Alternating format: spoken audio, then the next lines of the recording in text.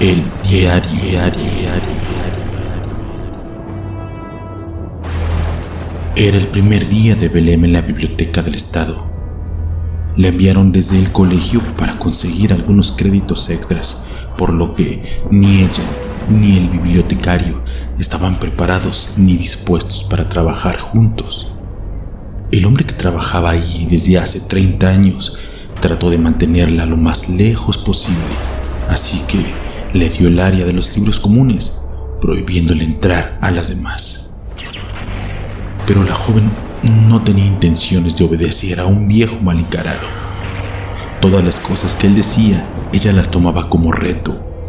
Empezó a tomar libros de las secciones prohibidas, se los llevaba a casa, veía unas cuantas páginas y los aventaba en un rincón por aburridos.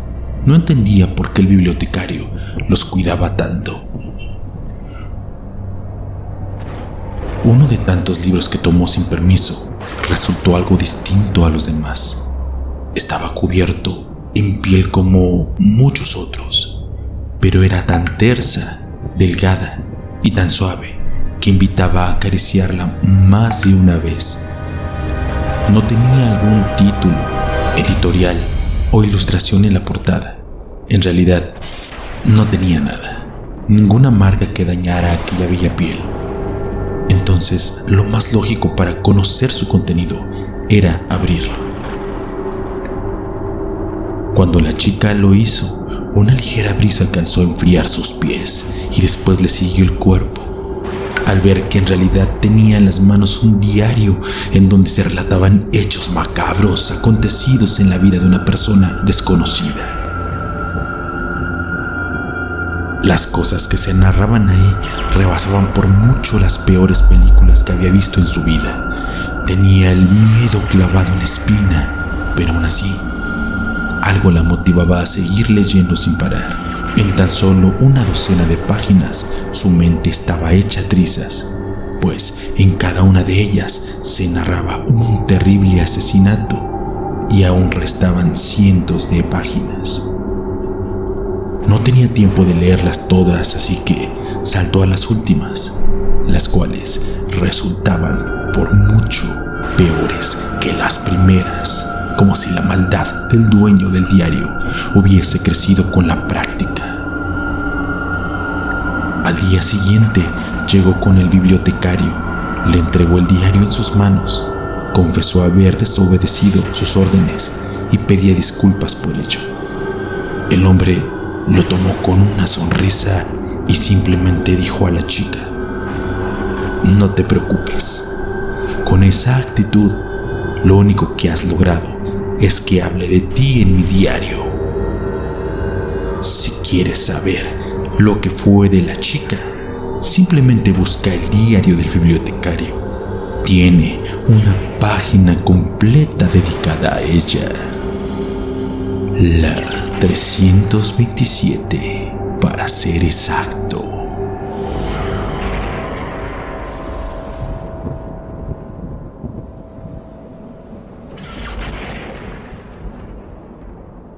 El pozo de los deseos. Restaba menos de un mes para que se cumpliera el plazo de entrega de su manuscrito, y él ni siquiera lo había empezado. Pasaba por uno de esos famosos bloqueos de escritor. Tratando de evitar distracciones, se enclaustró en una humilde cabaña en medio del bosque, donde pasaba horas divagando junto a un pequeño pozo al que hizo su amigo, esperando que éste le concediera el deseo de escribir un libro entero en menos de una semana. Cuando el pozo respondió, lo hizo con una voz tímida, de niña, y propuso ayudarlo a cambio de 10 gotas de sangre. No había tiempo para desperdiciar una oportunidad así. El hombre aceptó el precio sin dudarlo. De inmediato hizo cortadas en sus dedos para dejar caer la sangre que pedía el pozo. Tras cada una de ellas, parecía que el túnel cobraba vida. Las paredes se movían al ritmo de sus cálidas exhalaciones, dejando escapar suspiros de alivio y éxtasis. También la tierra rugía, como si descansara debajo de ella una enorme bestia. Tras la última gota de una deforme criatura envuelta en fuego emergió del pozo y se fue sobre el escritor. 10 gotas de sangre solo le dieron fuerza para salir del hoyo. Necesitaba el resto del hombre para alimentarse. En ese momento el manuscrito dejó de importar. Luchaba con uñas y dientes para defenderse de los ataques del debilitado demonio que había liberado de las profundidades. Pero todo resultaba inútil. Su cuerpo estaba también envuelto en llamas. La carne chillaba mientras se retorcía en el suelo. Los anteriores habitantes de la cabaña conocían el mal que moraba en aquel agujero, pero necesitaban el agua. Así que decidieron no sellarlo. Simplemente tenían mucho cuidado al acercarse. No imaginaron que al marcharse de ahí vendría un tipo loco que hablara con los pozos y les pidiera deseos. La historia era bastante buena para un libro. Lástima que el escritor terminara devorado y sus restos calcinados a la orilla del pozo, que solo cumplió el deseo de una buena cena para aquel demonio.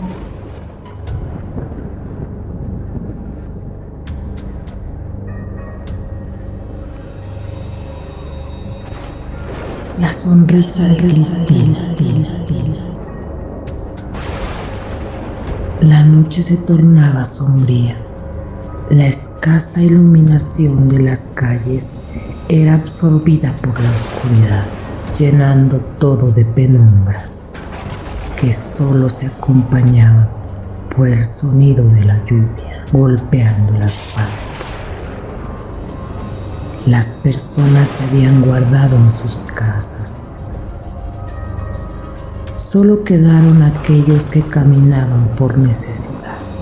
Entre ellos, Romina, una chica de humilde procedencia, que no ajustó ese día para el transporte que la llevaría de la universidad a su casa. Era algo común para ella. Muchas veces había recorrido ese camino en las mismas condiciones, pero eso no evitaba que se le crisparan un poco los nervios. A pesar de que el frío obligaba a todos a esconder sus rostros bajo sombreros, bufandas o abrigos, causando cierta desconfianza al cruzarse unos con otros, Romina estaba consciente de que lucía igual de sospechosa que ellos y se movía con cautela para no causarle un susto a alguien. A pocas calles de su casa, sintió alivio. Ya estaba en sus terrenos y eso le daba seguridad. Sin embargo, al doblar la esquina, distinguió a una oscura silueta caminando por la misma acera en dirección a ella. Conforme ambos avanzaban, le inquietaba un poco no distinguir sus ropas ni el sonido de sus pisadas. Era tan solo una sombra que hacía tintinear las luces por donde pasaba. Con un poco de precaución, Romina se fue a la otra acera, apurando el paso, volteando para todos lados. Y la sombra no estaba más en la lejanía, se había pasado frente a ella, sujetándola fuerte del cuello, robándole la vida y arrastrándola a lo más profundo del sufrimiento eterno. Al mismo tiempo, Cristina, su amiga de toda la vida, estaba sentada en medio de un pentagrama dibujado con sangre. Le pedía al maligno que se la llevara a Romina y la mantuviera cautiva en el infierno, pues sentía mucha envidia de ella y no quería verla más en este mundo.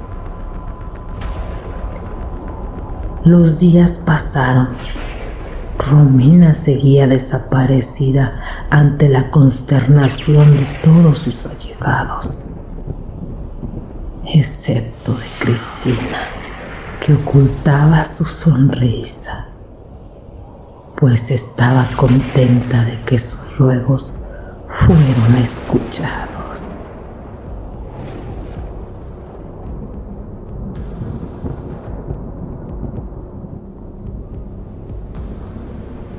La carroza de la muerte.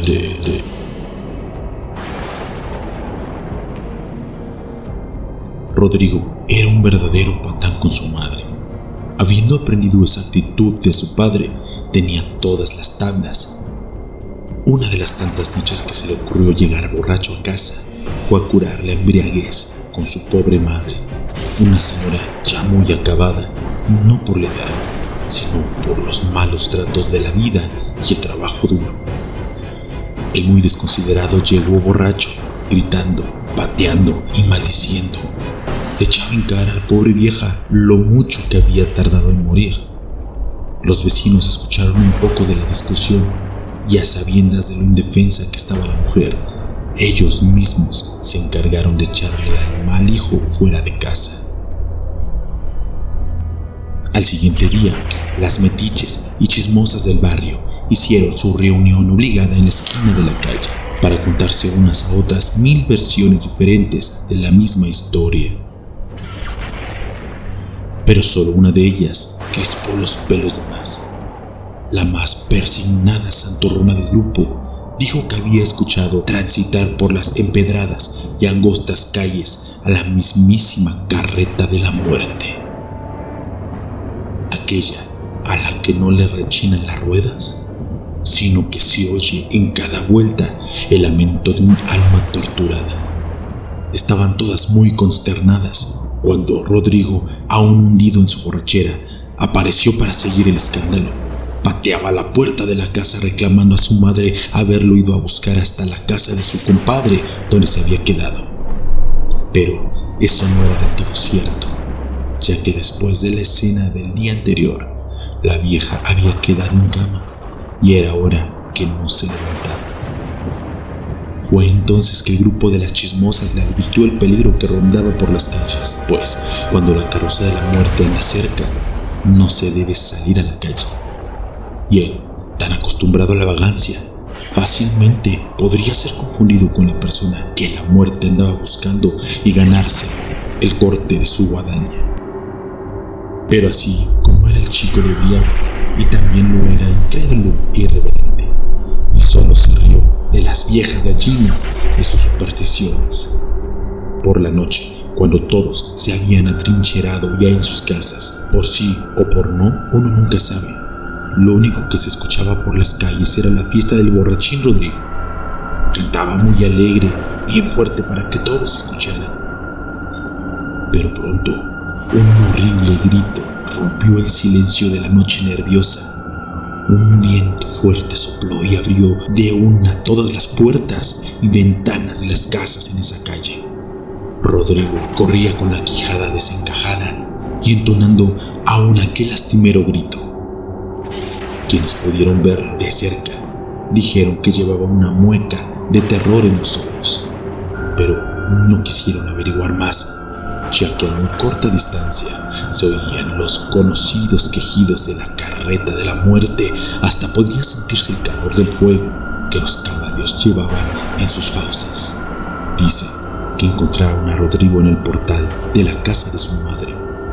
Había rascado la puerta queriendo entrar, pero la pobre vieja estaba en cama por su causa. Si él no hubiese sido tan grosero, ella seguramente lo hubiera salvado aquella noche.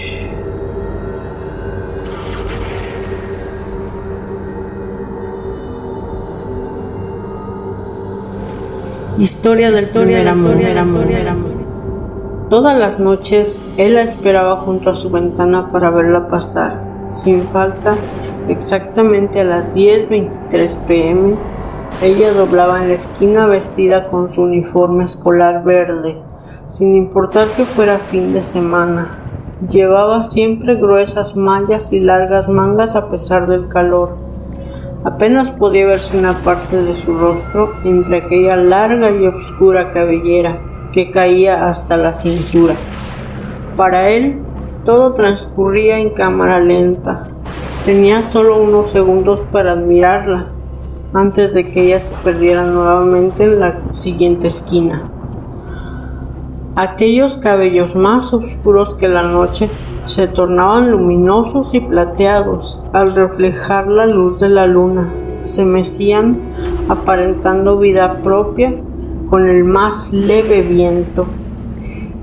Era en esos momentos que podía apreciar su blanco y terso rostro que la mayoría del tiempo estaba escondido. Sus pasos eran tan ligeros que ni siquiera se escuchaba el chocar de los pies contra el suelo. El chico estaba totalmente enamorado, aunque no supiera ni su nombre, pero se había decidido a cambiar las cosas, así que salió por su ventana para ir tras ella, preguntándole su nombre, acompañarla a su casa, pedirle su teléfono, cualquier cosa que lo acercara más a ella. Historia del primer amor. Cuando él dobló la esquina, ella ya estaba en medio del parque, donde la molestaba un grupo de vagos mientras ella seguía caminando tímidamente. Al llegar a la zona más oscura y boscosa, la jovencita se quitó el cabello del rostro, dejando ver una enorme sonrisa que embrujó al joven, el cual permaneció inmóvil, viendo cómo ella hundía sus largos y afilados colmillos en cada uno de los hombres. Los levantaba por los aires como si fuesen simples hojas de papel, desgarrándoles la piel para disfrutar de su sangre. La enorme cabellera servía para cubrir un par de pequeñas y negras alas que se agitaban velozmente al ritmo de cada una de sus mordidas. Viéndola en todo su esplendor, el joven no pudo hacer otra cosa que enamorarse más de ella. El color de la sangre en sus labios solo lo invitaba a besarla. El revolotear de sus alas solo le anunciaba que debía abrazarla con fuerza antes de que ella se fuera volando. Solo quería tenerla entre sus brazos, aunque para ella el chico no fuera más que un postre después de tan suculenta cena.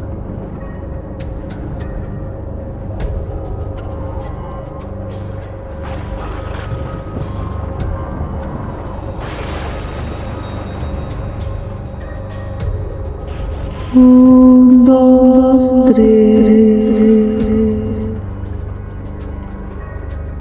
El pequeño Tomás odiaba que lo dejaran al cuidado de la vecina, una viejecilla de extrañas manías, muchas de las cuales la gente relacionaba con brujería.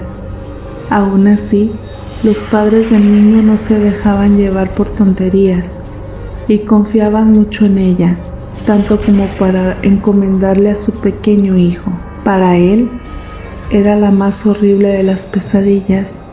No podía pegar un ojo debido a la serie de inexplicables ruidos que siempre se escuchaban en su pequeño departamento, y sobre todo una terrible canción que ella repetía una y otra vez para acompañar sus pasos. 1, 2, 3.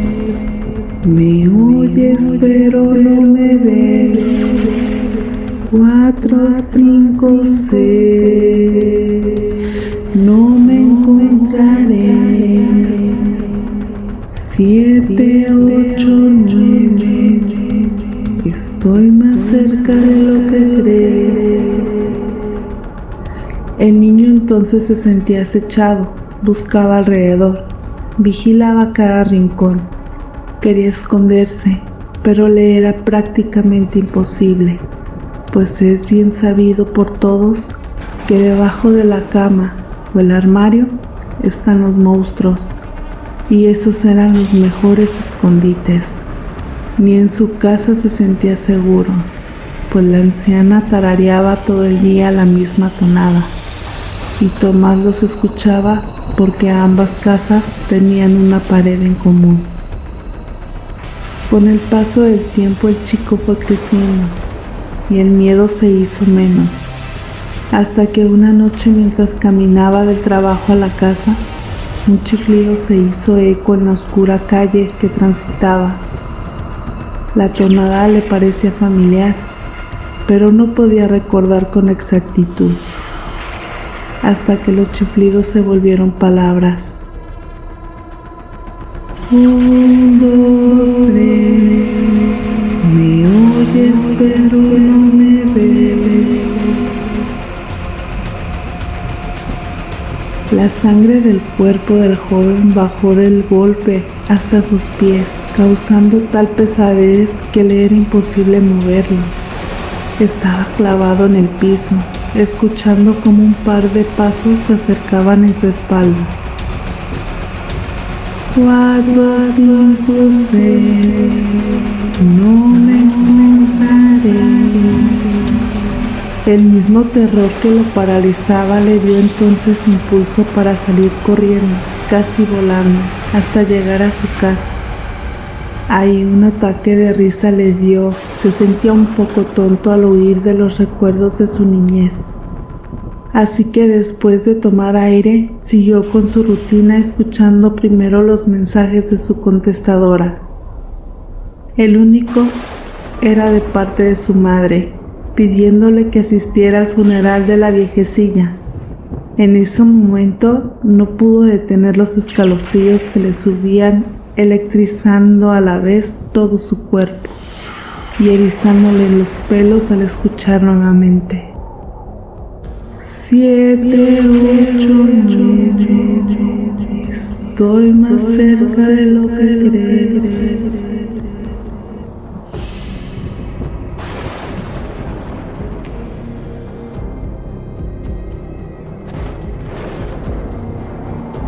Apariciones.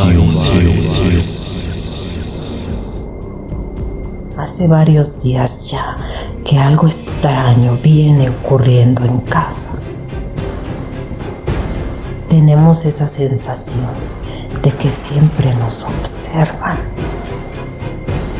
Un gran peso se posa sobre nuestros hombros. Cuando volteamos, a veces se puede ver como si una persona saliera corriendo.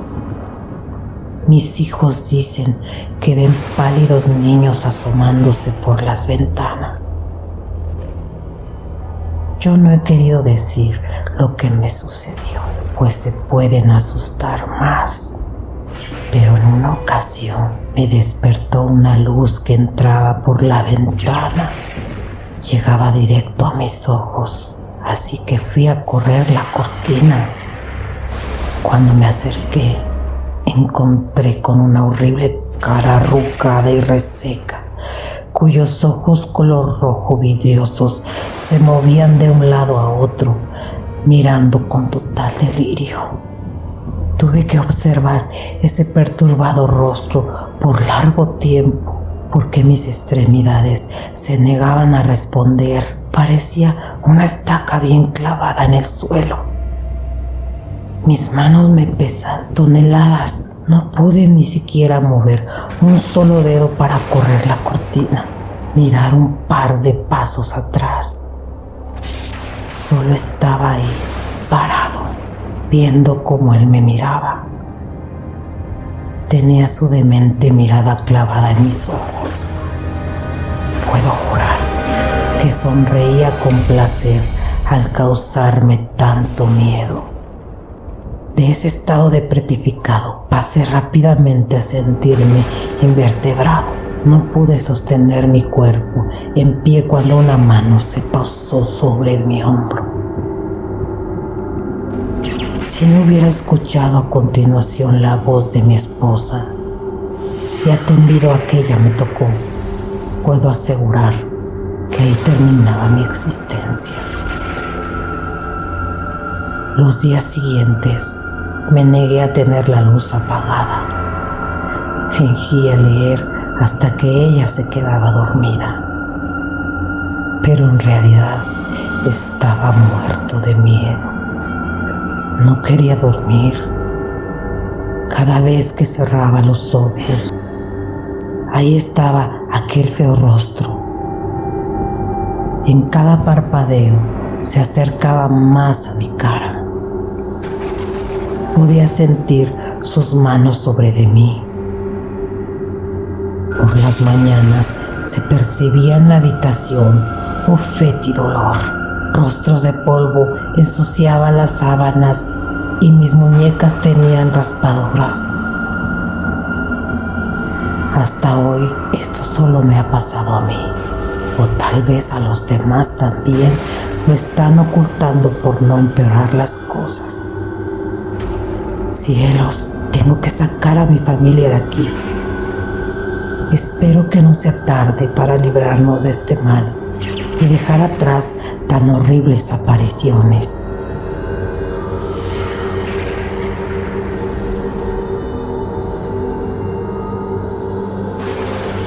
La dama de rojo. Cada fin de semana la rutina era la misma. Ella salía del trabajo a prisa para llegar a casa y tomar un aromático baño. Luego se sentaba horas en el espejo embelleciéndose. El toque final siempre era un vestido rojo, porque le gustaba llamar la atención. Además, hacía resaltar su hermosa piel clara, labios carmín y la sedosa cabellera negra que cubría un poco el gran escote en su espalda. Volvía de su gran noche de fiesta, luciendo tan hermosa como al salir de casa, solo que el cansancio de tanto bailar la obligaba a cargar sus tacones en la mano, mientras el cemento frío e irregular por el que caminaba masajeaba sus pies a cada paso. Ese camino lo recorrió tantas veces que podía fácilmente llegar a su destino con los ojos cerrados si así lo quisiera, por lo cual no le molestaba dejar caer sus párpados para dedicarse a escuchar y oler la noche que tanto le fascinaba. Amenazaba lentamente, buscando sorprenderse con algún detalle que pudo ignorar al llenarse con imágenes que pasaban por su retina. Fue entonces que descubrió un agitado resoplido acompañado de un olor particular que transportaba un ligero viento que apenas le movía un par de cabellos. Temía abrir los ojos y perder el rastro de aquello que había provocado tantas sensaciones en su cuerpo. Siguió así, ensanchando sus fosas nasales, para que aquel sabroso olor a metal húmedo la guiara hasta el punto exacto de su procedencia. 1, 2, 3, decenas de pasos ansiosos, y se detuvo en la entrada de un callejón. El lugar era una fiesta de sonidos y olores que le nublaban la razón. Gemidos, lamentos, respiraciones agitadas, algo que se desgarraba o se rompe. Finalmente, un rechinido que la obligó a abrir rápidamente los ojos para verlos ahí, de rodillas, hundiendo sus colmillos y desgarrando el cuerpo de aquel hombre para alimentarse.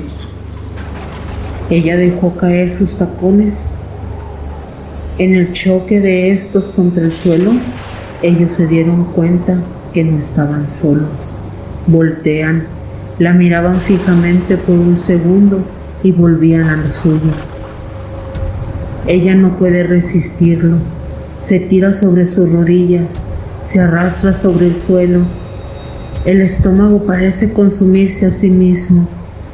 La obliga a retorcerse y convulsionar, pero todo termina cuando hunde sus dientes en aquel cuerpo de ese hombre muerto. El tibio sabor a hierro despierta nuevamente sus sentidos. Siente la vida fluir dentro de ella, la hace vibrar, hundiendo su cara una y otra vez en las vísceras de aquel cuerpo, para no dejar escapar aquella sensación de plenitud. Ella tenía razón, el rojo es su color y la sangre es un nuevo vestido.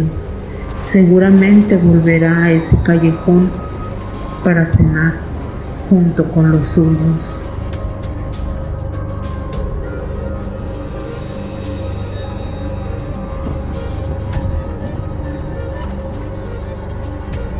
Aparición. Quiero contarles esta historia de terror escalofriante.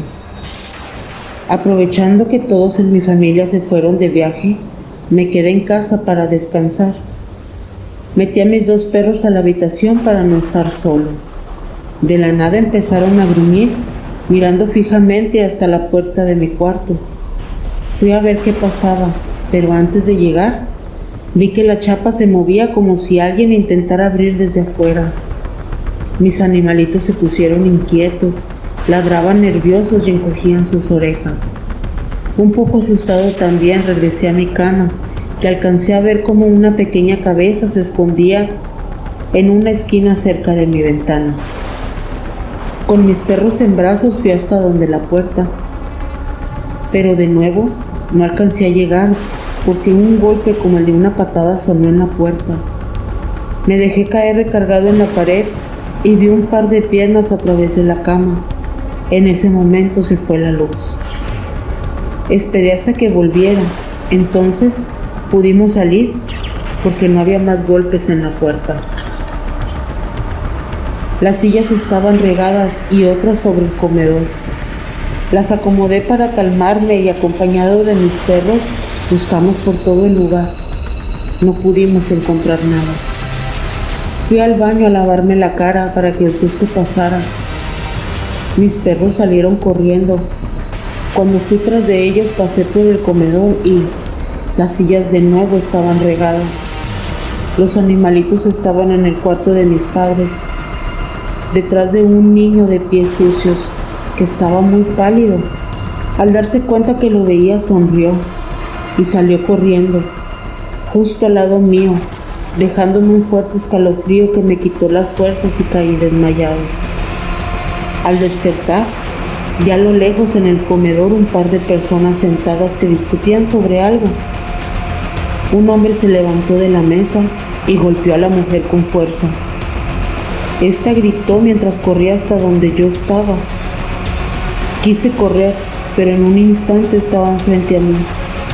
Ella me pidió ayuda y el hombre me miró con extrañeza. Me golpeó el rostro y me estrellé en el suelo. Cuando volteé ya no estaban. Solo pude ver ese par de piernas blancas de nuevo, que pertenecían al niño que reía. Corría por todo el lugar como jugando a las escondidas. Entraba y salía de los muebles. No tuve más que esconderme con mis perros bajo la cama mientras todo aquello terminaba. Jamás supe quién era, ni si ha vuelto a la casa, porque decidí desde ese momento no quedarme solo.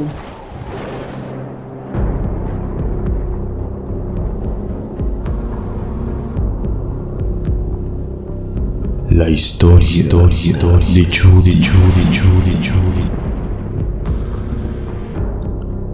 Judy era una niña tierna, amable, sonriente, con mucho amor para el prójimo, especialmente para los animales, llena de sensibilidad enfocada al arte en todas sus expresiones, desde sus esculturas de plastilina hasta la belleza capturada en un dibujo hecho a mano.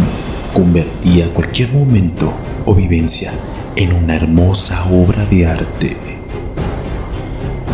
Al cumplir 8 años, las cosas empezaron a cambiar un poco.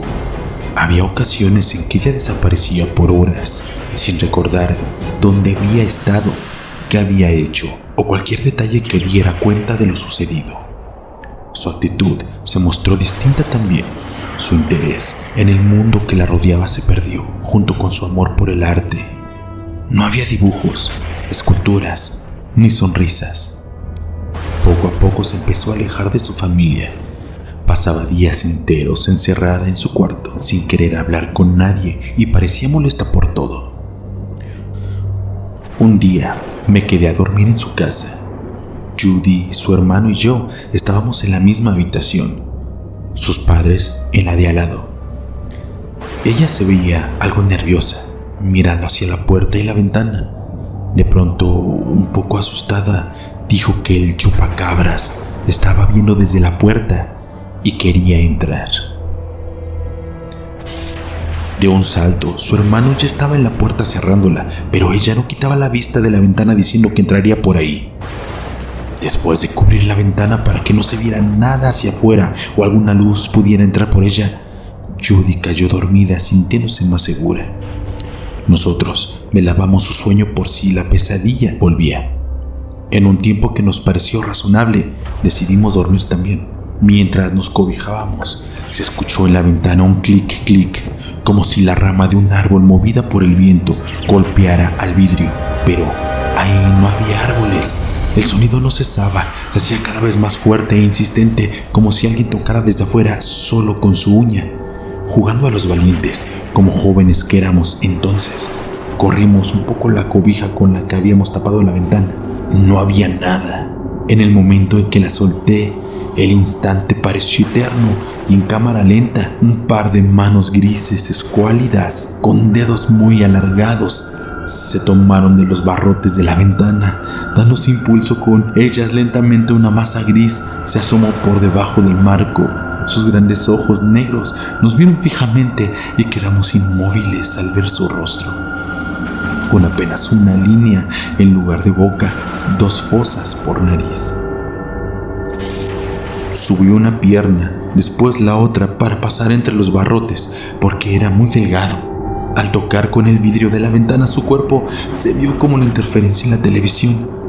Atravesó sin problemas, se paró junto a la cama de Judy. Nosotros habíamos retrocedido sin darnos cuenta cuando él avanzaba y observamos su forma detenidamente. Era como un niño, no más de 1 metro de estatura, delgado, con la cabeza grande. Estaba desnudo, su piel era gris y babosa. Lo sé porque lo toqué. Al momento en que él tomó a la niña del brazo, la jaló muy rápido como si quisiera llevársela a rastras por la ventana. Estiré mi mano y lo sujeté por la cabeza. Mi miedo era muy grande porque no podía soltarlo. Mi mano se cerró muy fuerte. La levanté, pero él seguía pegado a ella. Pataleaba muy fuerte y yo gritaba, y entonces con sus chillidos 3 más de ellos se metieron por la ventana de la misma forma. El hermano de Judy corrió hasta ella, solo alcanzó a tomarla del pie. Pero esas criaturas eran muy fuertes. Uno de ellos la tomó a la misma vez por el brazo y los jaló con tal facilidad como si se tratara de un par de trapos. Los otros se encargaron de que su hermano la soltara y le quebraron las 2 muñecas. El que estaba en mi mano se soltó, o no sé si yo lo hice, pero salieron por la ventana, subieron por la barda como arañas y saltaron sin problemas.